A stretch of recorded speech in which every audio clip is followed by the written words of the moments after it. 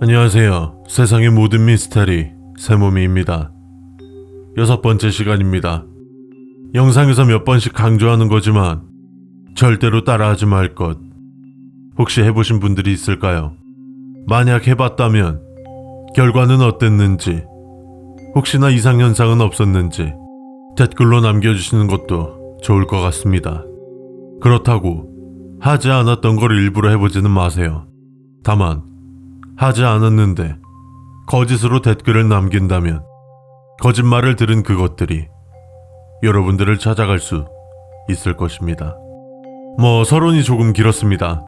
시작 전 말씀드리지만 영상에 갑툭튀 요소가 없으니 안심하고 보셔도 괜찮습니다. 그럼 지금부터 알아보도록 하겠습니다.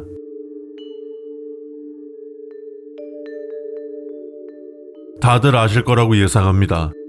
많은 TV 프로그램에서도 소개했고 수많은 유튜버분들께서 이미 다뤘던 강령술입니다. 강령술을 다루는 컨텐츠를 진행하면서 유명한 강령술을 다루지 않을 수가 없더라고요. 먼저 이 나홀로 숨바꼭질의 유래를 짧게 간단하게 소개해드리겠습니다. 일본어로 히토리 카쿠렌보를 한국어로 번역한 것인데요. 우리나라에서는 나홀로 숨바꼭질 혹은 혼숨으로 부릅니다. 지금으로부터 약 14년 전인 2007년 4월 일본의 커뮤니티 사이트인 니첸에서 처음 등장했고 수많은 사람들이 실시간으로 중계하며 퍼졌다고 알려져 있습니다.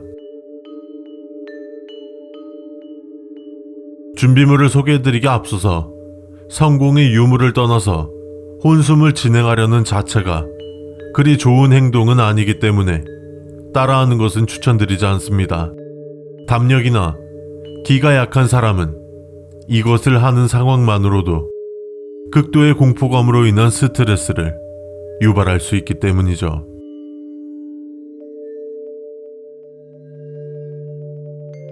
쌀은 인형 속을 채워야 하기 때문에 넉넉하게 준비하고 인형의 솜을 빼내야 하기 때문에 되도록이면 봉제 인형이 좋습니다.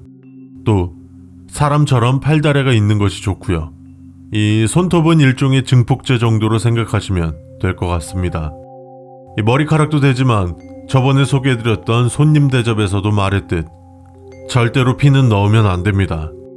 이 소금물이나 사케는 실행자를 보호해줄 수단이라고 보면 되는데 피를 넣게 되면 이로 감당할 수 없는 강한 영들이 찾아온다고 합니다.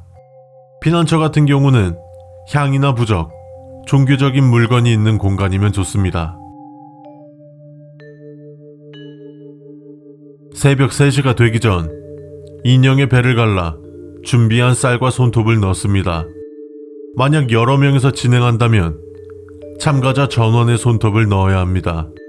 그리고 붉은 실로 인형을 묶어주고 인형을 부를 이름을 지어주면 첫 번째 준비는 끝났습니다. TV를 켜둔 상태로 집 안의 모든 불을 끕니다. TV는 지지직거리는 채널을 틀어놓으면 됩니다. 요즘은 지지직거리는 채널이 없기 때문에 외부 입력에서 아날로그로 변경하면 지지직거리는 화면이 나옵니다. 화장실에서 대야나 세숫대에 물을 채우고 그 안에 인형을 놓습니다. 간혹 인형을 물에 넣고 불을 끄고 TV를 켜야 한다는데 이 두 가지의 순서는 그리 중요하지 않습니다.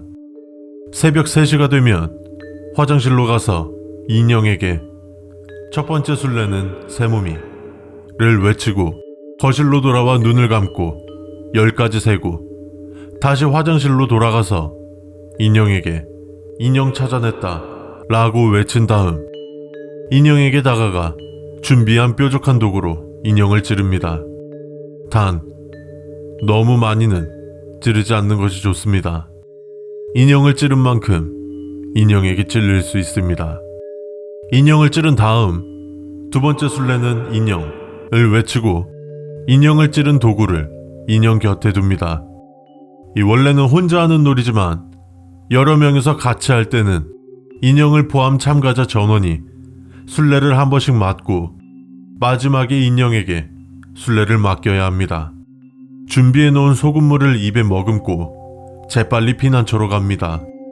가는 동안에는 왼쪽과 뒤를 돌아봐서는 절대로 안 됩니다.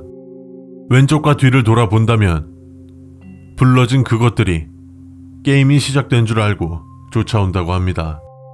모든 준비는 끝났습니다. 피난처에서 숨어 있으면서 이상현상을 관찰하면 됩니다. 숨어 있는 동안에는 절대로 잠들거나 정신을 잃어서는 안 됩니다. 안 알려줄 거지롱. 놀이를 끝내고 싶다면 숨어있던 장소에서 나와 인형을 찾아야 합니다. 이때도 소금물을 머금고 있어야 하며 무슨 일이 있더라도 물을 토해내거나 삼켜서는 안 됩니다. 인형을 찾으면 입에 머금은 소금물을 인형에 뱉고 나머지 소금물도 인형에 뿌려줍니다. 그리고 내가 이겼다란 말을 3번 외쳐서 놀이가 끝났다는 사실을 인지시킵니다. 그리고 마지막인데 이 방법이 조금 까다로울 것입니다. 인형을 반드시 불태워야 하는데 혼숨을 하기 전에 반드시 인형을 태울 수 있는 장소를 알아봐야 합니다. 첫 번째, 놀이의 시간은 2시간을 초과해서는 안 됩니다. 반드시 새벽 5시 이전에는 끝을 내야 합니다. 두 번째, 피난처로 이동할 때는 반드시 앞만 보며 이동해야 합니다. 절대로 뒤를 돌아보거나 옆을 쳐다보지 마십시오. 세 번째, 놀이가 완전히 끝날 때까지 절대로 집 밖으로 나가지 마십시오. 네 번째, 만일의 경우를 대비해서 외부에 있는 사람에게 시간을 지정하고 언제까지 나오지 않는다거나 연락이 없으면 바로 도와달라고 하십시오. 나홀로 숨바꼭질을 해봤다라고 주장하는 후기들을 보면 꺼두었던 조명이 켜졌다 꺼졌다를 반복했다. 웃음소리나 울음소리가 들렸다. TV의 채널이 바뀌거나 꺼졌다. 인형이 원래 두었던 곳이 아닌 다른 곳에 놓여 있었다. 가벼운 빙의 현상을 겪었다. 등의 이상 현상을 겪었다고 합니다. 물론 인터넷의 특성상 익명성이 보장되기 때문에 신빙성은 없지만 마냥 무시할 수는 없겠죠. 특히나 사람이 극도의 공포를 느끼게 되면 환각이나 환청을 듣기 때문에 공포에 의한 것인지 아니면 진짜 그들에 의한 것인지 구분할 수 없습니다. 나홀로 숨바꼭질은 그 유명세에 걸맞게 다양한 후기들과 경험담들이 있습니다. 앞에서도 말했었지만 성공의 유무를 떠나 실행자에게 정신적, 심리적으로 공포감과 불안함 등을 유발할 수 있기 때문에 절대로 따라하지 않는 것을 당부합니다. 또 이 영상의 반응이 좋다면 나홀로 숨바꼭질을 심령적으로 또 과학적으로 해석한 내용을 올려볼까 합니다. 위 내용이 궁금하시다면 댓글로 남겨주세요. 지금까지 세상의 모든 미스터리 세몸이었습니다.